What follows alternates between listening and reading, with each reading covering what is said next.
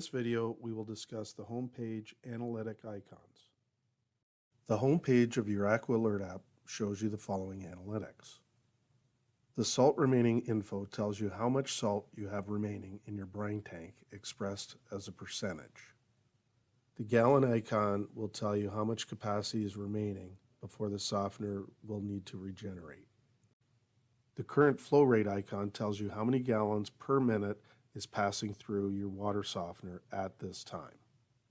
Peak flow rate icon tells you the most gallons per minute that your water softener has softened.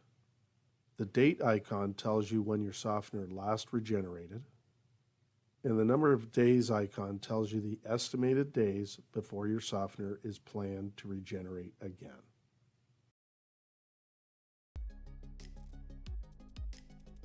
Visit us at www.canaturewg.com or call us toll-free at 1-877-288-9888.